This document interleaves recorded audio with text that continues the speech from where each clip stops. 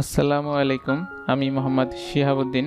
আজকে আমি আপনাদের ভিম ব্যাকআপের শিডিউল কিভাবে হয়, শিডিউলটা কিভাবে কন্টিনিউ হয় অটোমেটিক্যালি, একটার পর একটা শিডিউল কিভাবে হয় সে জিনিসগুলো নিয়ে দেখাবো। তো গতদিন আমরা একটা ব্যাকআপ নিয়ে দেখিয়েছিলাম যে ব্যাকআপ ফাইলটা, সেটা আমরা এখন দেখতে পাচ্ছি অ্যাক্টিভ ফুল ব্যাকআপ। আমরা আজকে আরও কয়েকটি মেশিনকে ব্যাকআপে অ্যাড করে সেই ব্যাকআপ কিভাবে হয় অটোমেটিক, সেটার টাইম শিডিউলটা কিভাবে সেট করে সেই বিষয়গুলো নিয়ে আলোচনা করব। যে জবটি এখানে আছে, এখানে যে জবটি আছে সেটা যদি এডিট করে শিডিউলে যায় তাহলে আমরা দেখতে পাবো যে শিডিউল করা আছে এবং আমাদের সব ঠিকঠাক আছে কিনা তার জন্য দেখে নিলাম। আমাদের নেক্সট করে আমাদের শিডিউল যেখানে আছে, শিডিউলটা প্রতিদিন 10টার সময় দেওয়া আছে, সেটা ঠিকঠাকভাবে হচ্ছে কি হচ্ছে না তার রেগুলার চেকিংয়ের জন্য আমরা এটা দেখে নিলাম যে এটার ব্যাকআপটা 10টার কয়টার সময় কিভাবে আছে সেটা। আমরা এখন রাইট বাটন ক্লিক করে আরেকটি মেশিন অ্যাড করার জন্য এখানে জব অ্যাড করব DC02 কে।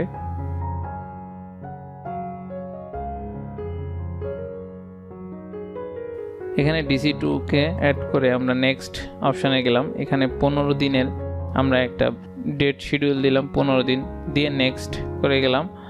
এখানে লোকাল রিপোজিটরিটা চিনিয়ে দিলাম, দেন নেক্সট।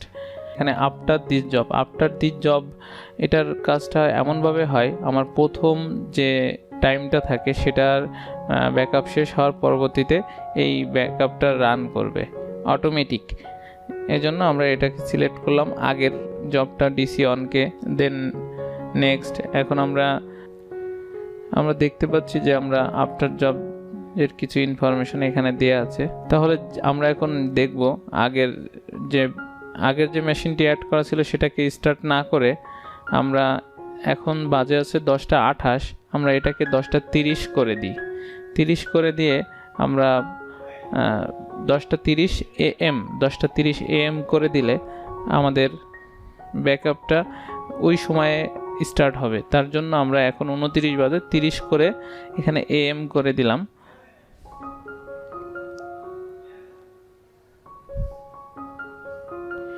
AM করে এখানে অ্যাপ্লাই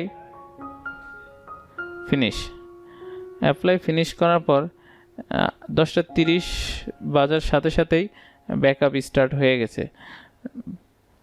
প্রথম ব্যাকআপটা কিন্তু রান হয়ে যাচ্ছে এবং পরবর্তী ব্যাকআপটার জন্য অটোমেটিক্যালি এখানে কিছুই করা লাগতেছে না, অটোমেটিক্যালি পরবর্তী ব্যাকআপটাও চালু হয়ে যাচ্ছে। এভাবে আমরা শিডিউলিং করতে পারি। আমাদের কন্টিনিউয়াসলি যে ব্যাকআপগুলো হয় সেগুলো শিডিউল ওয়াইজ আমরা রান করতে পারি। এই ক্ষেত্রে আমাদের প্রতিদিন যদি আমরা সব ব্যাকআপগুলো নিজেদের ইচ্ছামতো টাইম শিডিউল করি তাহলে হয়তো বা কোনোটা মিস হইতে পারে। তাছাড়াও দেখা গেছে একটা সাডেন টাইম পর একটার পর একটা হলে আপনার নেটওয়ার্কের উপরেও প্রেশার, মানে ব্যান্ডউইথের যে একটা ইফেক্ট আসে, যদি নেটওয়ার্কের ক্যাপাসিটি একটু দুর্বল থাকে তাহলে সেক্ষেত্রে আপনার ব্যান্ডউইথের উপরেও প্রেশার পড়ে না।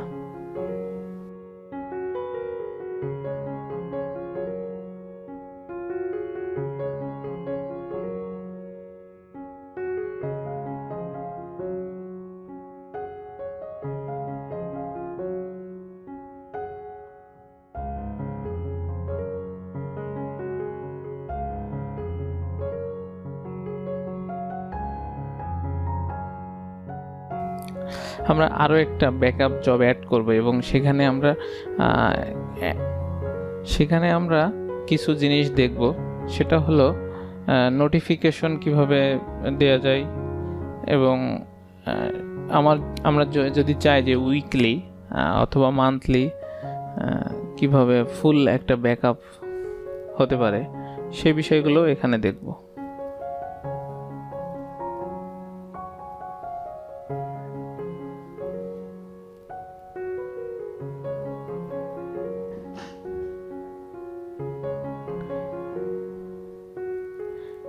আমরা এখান থেকে ডিস্ককে এডিট করেও দেখতে পারি। আমরা এর আগের ভিডিওতে হয়তো আমি দেখিয়েছি কিভাবে এখানে ডিস্ক অ্যাড করতে হয়। এখানে ডিস্ক আমার যদি একাধিক ডিস্ক থাকে তাহলে একাধিক ডিস্ক অ্যাড মানে সেই সমস্ত ডিস্কগুলোর ব্যাকআপ হতে পারে, অথবা আমি সিঙ্গেল যদি সিস্টেমের ব্যাকআপ নিতে চাই তাহলে ডিস্ক 0.0 অনলি সিলেক্ট করলেই শুধু অনলি সিস্টেমের ব্যাকআপটুকু নিবে। এখানে কনফিগারেশন সহ ব্যাকআপ নেই, আমরা সিস্টেম ডিস্ক অনলি না নিয়ে আমরা এখানে যেহেতু আমার একটা ডিস্ক আমি অল ডিস্ক নিলাম, নেওয়ার পরে আমি ওকে দিয়ে দিলাম। এখানে আমরা রিটেনশন পলিসি 15 দিনের, 15 দিনটা আমি সিলেক্ট করব। আমি 15 দিনের ডেটা রাখতেছি। এখানে এসে যে বিষয়টা বলছিলাম, অ্যাডভান্সে ক্লিক করার পর এখানে আমাদের ব্যাকআপ যেটা হয় সেটা কতদিন পর পর আমার ব্যাকআপ হবে, কতদিন পর পর আমার ফুল ব্যাকআপটা রান হবে, সেটার মানে অ্যাক্টিভ ফুল ব্যাকআপ যেটা সেটা কতদিন পর পর হবে এবং কি কবে কবে হবে সেটাও আমরা এখান থেকে বলে দিতে পারি।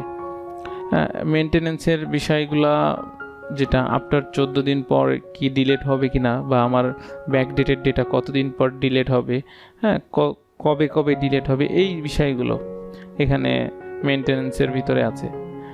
আর স্টোরেজ বিষয়টা নিয়ে তেমন কিছুই নাই এখানে, তবে আমরা ইনক্রিপশনের কিছু জিনিস আছে এখানে, আমরা পরবর্তীতে দেখাবো। এখানে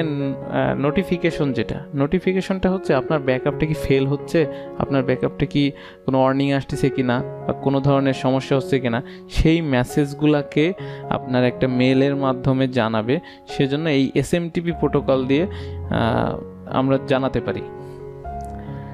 সো আমাদের এখানে আমরা উইকলি আমি নিতে যাচ্ছি না এই মুহূর্তে, বা আমার যদি স্যাটারডে দেওয়া থাকে সেটা আমার একটা অ্যাক্টিভ ফুল ব্যাকআপ ও প্রতি স্যাটারডে নিবে। দেন আমি ওকে দিলাম, দেওয়ার পর নেক্সট। এখানে আমাকে আবার আফটার দ্য জব আমার যেহেতু যেটা Veeam 2কে DC 2কে সিলেক্ট করে দিব, DC 2টা ডান হওয়ার পর এটা ডান হবে। তো এখন তো DC 2 অটোমেটিক্যালি ডান ছিল, সেজন্য অটোমেটিক্যালি এটা আপনার রান হয়ে গেছে। সেম ডেটেড হইলে এভাবে অটোমেটিক্যালি রান হয়ে যাবে। সবাইকে ধন্যবাদ। আমার চ্যানেলটি ভালো লাগলে অবশ্যই লাইক, কমেন্ট, সাবস্ক্রাইব করতে ভুলবেন না।